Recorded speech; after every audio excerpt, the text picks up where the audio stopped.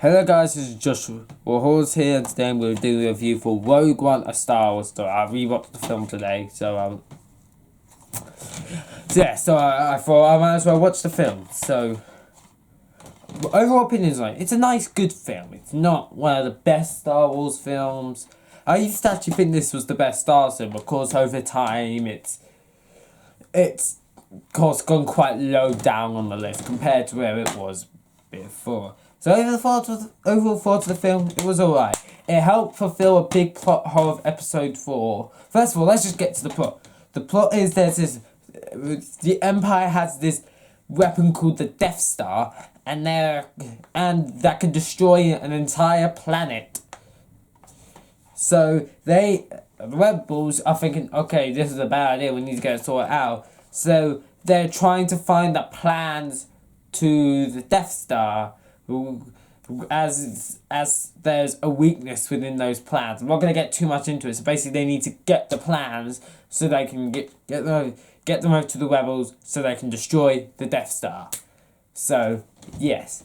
So it's basically how they got the plans, because basically in episode 4 they've already got the plans and stuff. So it's kind of how you get to. Overall, it's a nice, good film. Jin Erso, who's the main character, she was alright. I quite liked her. She was one of those, you got to kind of know her backstory and why she may take a disliking towards like the Empire in a certain extent. So you kind of get his backstory. Cassian Andor, the second main character, I liked because he kind of showed a really cool part about just war in general that I like. So yeah. Okay. So yeah. So it was about this during this movie that he kind of really highlights this idea of just because you're on the right side, you're one of the good guys, doesn't mean you don't do terrible things. It's the same with like the 2 World Wars. When it came to the stuff we're doing at the battles, for example World War II, for the stuff we're doing in the actual battles, the stuff that the Nazis would be doing to our soldiers, we would do the same thing to them. And in World War One, it would be like whatever stuff that Germany does, we would do the same to them in the battle kind of situation. So it kind of just shows that although there is a side for good intentions, they have to do, more negative kind of bad things to kind of do that. I really like that idea. I really like it when they kind of show you in war that not the good guys aren't perfect. They've done some terrible things for the greater good, if you understand that. So I really like that kind of idea.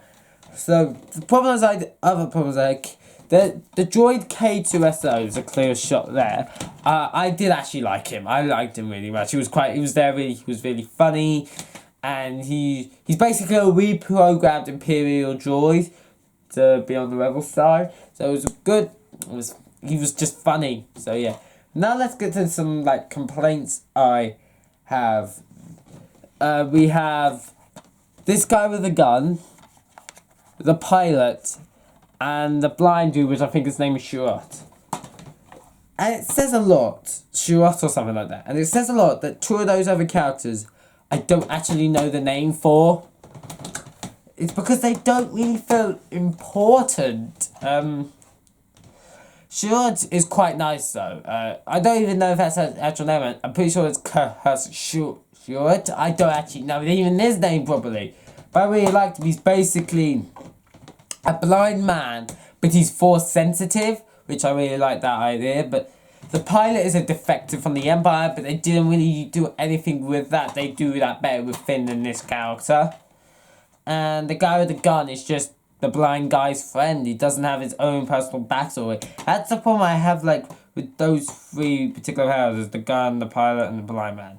Because they don't have their own personal story. You don't have any backing or reason to care for them. You have the reason to care for Cassian and Jin Erso, because you do. So yeah, Darth Vader's in this film. He is brilliant in this film. He is used very sparingly, but he's still very good and entertaining. So that's good. This isn't his film, but when he's in it, he's incredible. But the main villain of this film is Director Krennic. He's a pretty nice villain. He's kind of we don't really know a lot about him or his backstory or whatnot. So he's just kind of a flat villain. He's not a bad villain. He's just kind of flat. He's just someone who works in the Empire who's built the Death Star. That's pretty much all we really have about him. So, yeah. But he does his job. He does do it well. Saw Gerrera, that guy, they hyped him up really well in the trailers and stuff. It was like, okay, he's going to be this big deal. He pretty much does nothing in this film. He's barely in it. I understand why, because they did reshoots for this film. So, things completely changed from the trailers shown. So, I believe he was going to have an original, in the original version of the film, I think he was going to have a proper role in the film. But then with the reshoots, he was kind of basically not really important, which kind of sucks, because he's actually quite an interesting character. When I play stuff like Jedi Fallen Order and saw him in Star Wars Rebels, I found him really interesting and compelling. I just kind of wish they did more in the movie. Because this is the only Star Wars movie he's in and he's not really used. Which is why I understand they tried using him in other kind of formats so they can at least... You get to know who he is. So, yeah. Overall though, the film is pretty nice. It's a good, decent film. So, yeah, I don't really want to say. I think the real problem is that there's stuff in this film. Not necessarily stuff, it's just like, it feels like, I'm not sure. It doesn't do anything big or important. It's just a fun film. It doesn't really do big or anything big or important, which is fine. Like, not all films need to be this huge extravaganza of Endgame or like Endgame or Thanos versus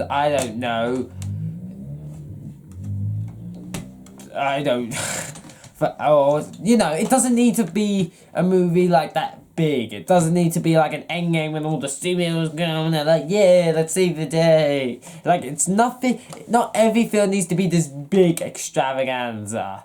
Of course, finales to a series needs to have that big extravaganza kind of feel. I said extravaganza a lot, haven't I? But some films like this, which is not important to the main Skywalker saga, could just be a lot of fun. So, yeah, so it could just be a lot of fun. I feel like that's what movies are allowed to do. I feel like these solo movies are just fun. Just fun, nice movies. They don't feel important to the grand scheme. But I do like this idea of expanding the universe, which is why I quite like it. It's the idea of expanding this universe. So, I feel like they did these Star Wars story films like Solo and this to kind of like test it out, test with the waters, see how it kind of goes, and yeah, that's pretty much it. Overall though, if this film's good, I'd give it a 7 out of 10. It was a nice film. There's nothing else really to it. So I hope you enjoyed this video. If you did, don't forget to like the video, subscribe to the channel if you yet, turn notifications on to never miss video. And I'll see you all in the next video. Bye guys.